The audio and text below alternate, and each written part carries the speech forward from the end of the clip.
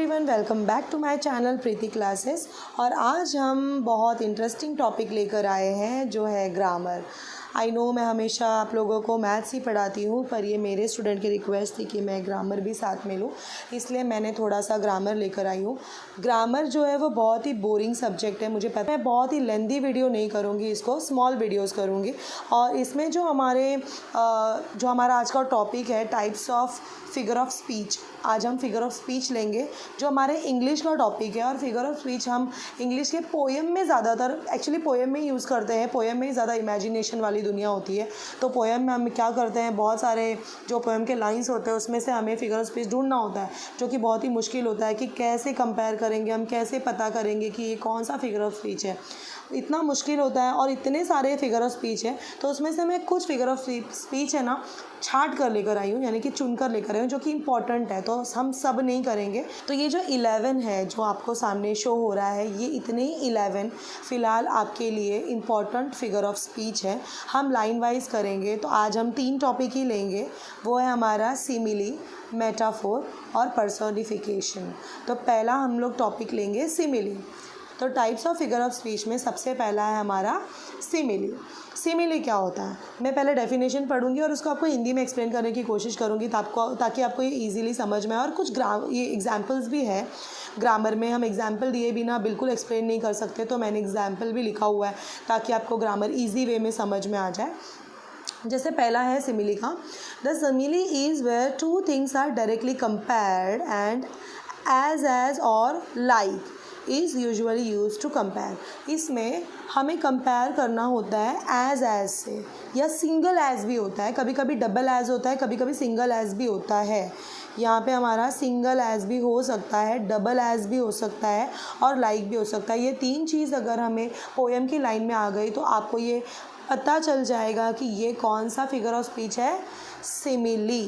तो जैसे हमारा अभी हिंदी में पढ़ रही हूँ, सिमिली फिगर ऑफ स्पीच में एज या लाइक, एज या लाइक, यह 2 शब्द का प्रयोग होगा, तो हम आसानी से पहचान लेंगे कि यह सिमिली है। जैसे first question, my sister is as cute as kitten. As compare किससे किया हुआ है, किटन से किया हुआ है। किसको कंपेयर किया हुआ है, सिस्टर को किया हुआ है। सिस्टर को कंपेयर किया है किटन से, वो भी एज यूज़ कर लिया है। इसका मतलब ये कौन सा फिगर ऑफ स्पीच है, simile. Next is he looks like a hero. इसमें लाइक यूज़ किया हुआ है और कंपेयर किया हुआ है हीरो के साथ। Next is hard as rock. मैंने आपको बताया सिंगल एज भी यूज़ कर सकते हैं, हार्ड एज रॉक। एक सिंगल एज यूज़ करके ऐसा बताया है कि रॉक यानी कि पत्थर की तरह, चट्टान की तरह वह बहुत ही कड़क था, यानी कि बहुत ही स्ट्रॉन्ग था, हार्ड था।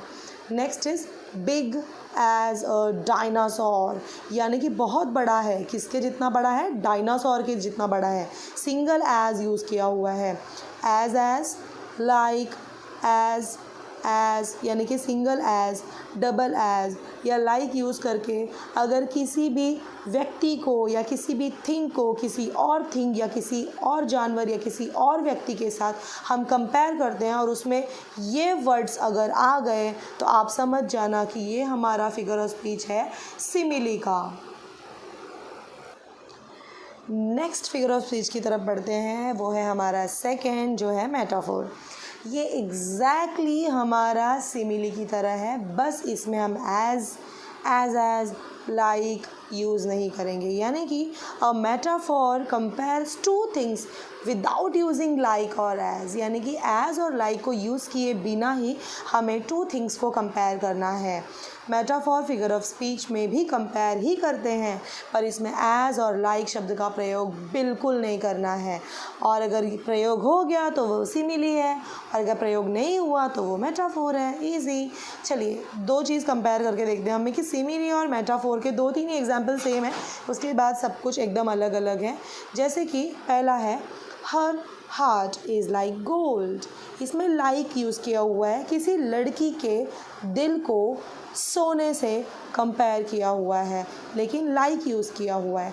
यहाँ पे भी बोला है हर हार्ट इज़ गोल्ड, उस लड़की का हृदय है, जो हार्ट है, जो दिल है, वो सोने की तरह है, लेकिन इसमें लाइक यूज़ नहीं किया हुआ है। यानी कि कंपेयरिंग तो हो रही है यहाँ पे भी, लेकिन एज या लाइक का इस्तेमाल बिल्कुल नहीं हुआ है।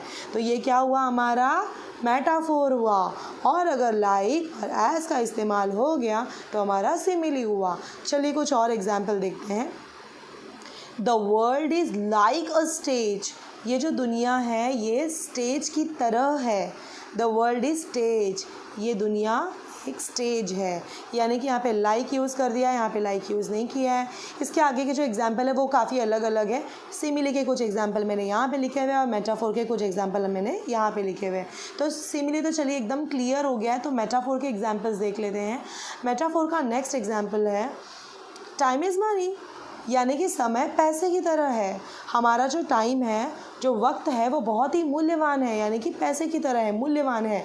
तो हमें इधर लाइक यूज़ नहीं किया, एज यूज़ नहीं किया, लेकिन कंपेयर तो कर दिया पैसे को टाइम के साथ। You are the tortoise of this house. तुम इस घर का कछुआ हो, यानी कि वो बहुत स्लो काम करता होगा या करती होगी। इसके लिए हमने उस बंदे को, उस इंसान को, वह लड़की या लड़का जो भी हमारा फैमिली मेम्बर है जो स्लो काम करता है, हमने उसे कछुए से कंपेयर कर दिया, लेकिन हमने इसमें लाइक और एज का इस्तेमाल नहीं किया है। Life is dream. सिर्फ आदमी या औरत या जानवर को ही कंपेयर नहीं करना है, हम सपने को भी कंपेयर कर सकते हैं अपनी ज़िंदगी के साथ। यानी कि लाइफ जो है वो एक सपना है, हमारी ज़िंदगी है वो एक सपना है, लेकिन यहाँ पे भी हमने लाइक और एज का इस्तेमाल नहीं किया है, तो ये भी मेटाफोर का एग्जाम्पल है। Next is the camel is the ship of the desert. यानी कि ऊँट को किसके साथ कंपेयर किया, जहाज के साथ। ऊँट जो होता है वो रेगिस्तान का जहाज होता है। कंपैरिजन तो हो गई, लेकिन यहाँ पे भी एज और लाइक का इस्तेमाल नहीं हुआ, तो ये भी मेटाफोर का एग्जाम्पल है। And last example is he is walking dictionary. Walking dictionary यानी कि वो चलता फिरता डिक्शनरी है। ज़रूर वो हर चीज़ का मीनिंग बताता होगा।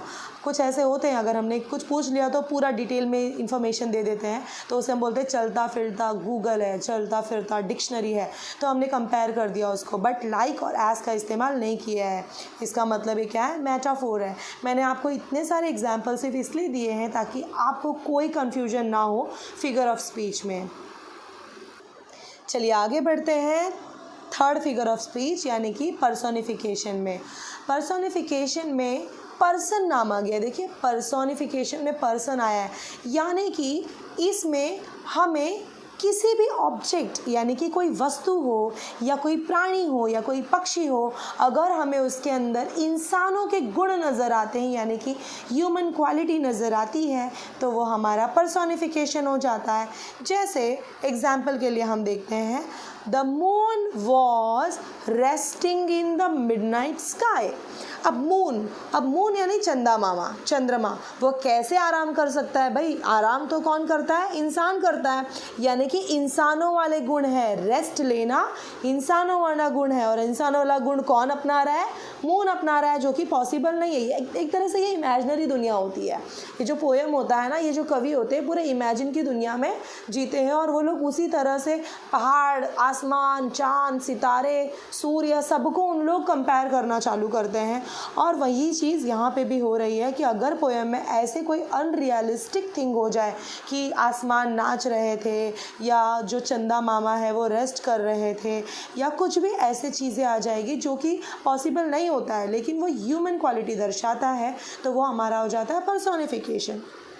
जैसे कि नेक्स्ट एग्जाम्पल है the flowers are begging for water. ज़रूर उस माली ने पानी डालना भूल गया होगा। माली ने पानी नहीं डाला, यानी कि फूल मुरझा रहे हैं और वो पानी के लिए भीख मांग रहे हैं। बेगिंग आई मीन रियली, ये कौन करता है? इंसान करते हैं। भीख कौन मांगता है? इंसान ही भीख मांगता है, लेकिन और कौन मांग रहा है? Flowers. Is it possible? No. लेकिन क्वालिटी किसकी आ गई? इंसान की आ गई है यहाँ पे, यानी कि पर्सोनिफिकेशन का आ गया है क्वालिटी। यानी कि ये कौन सा फिगर ऑफ स्पीच है? Personification. Next is examination is knocking at the door. क्या हुआ इसका मतलब? अरे इम्तिहान सिर पर है, पढ़ाई करो। Examination is knocking at the door, यानी कि जो एग्ज़ाम है वो तुम्हारा दरवाज़ा खटखटा रहा है। खटखटा सकता है क्या एग्ज़ाम? नहीं, ज़रूर एग्ज़ाम 1-2 दिन के बाद होगा। तो मम्मी या पापा डायलॉग मारते हैं ना, इम्तिहान सिर पर है और ये बच्चा टाइम पास कर रहा है, पढ़ाई नहीं कर रहा है। तो वही चीज़ यहाँ पे भी है, डायलॉग बाजी हो गई है यहाँ पे भी। Examination is knocking at the door. बिल्कुल, नॉकिंग तो इंसान ही कर सकता है, पर एग्ज़ाम भी कर रहा है यहाँ पे। तो ये कौन सा हुआ? Personification. Next is the city never sleep. शहर बहुत ही भीड़ भाड़ की दुनिया होती है। जो शहर होता है वो कभी नहीं सोता, यानी कि दिन रात जागरण होता है वहाँ पे।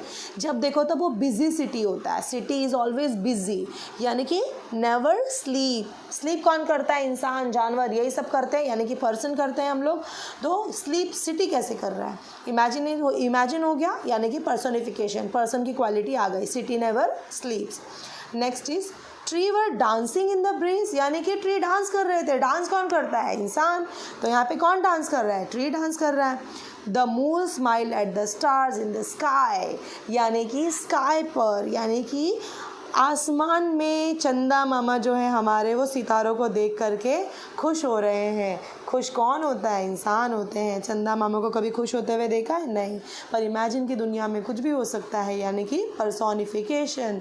कुछ अनरियलिस्टिक चीज़ अगर हो जाए, इमेजिनरी की दुनिया में कुछ हो जाए जो कि इंसानों की क्वालिटी दर्शाता है, तो आप समझ जाना कि वो हमारा फिगर ऑफ स्पीच है, पर्सोनिफिकेशन।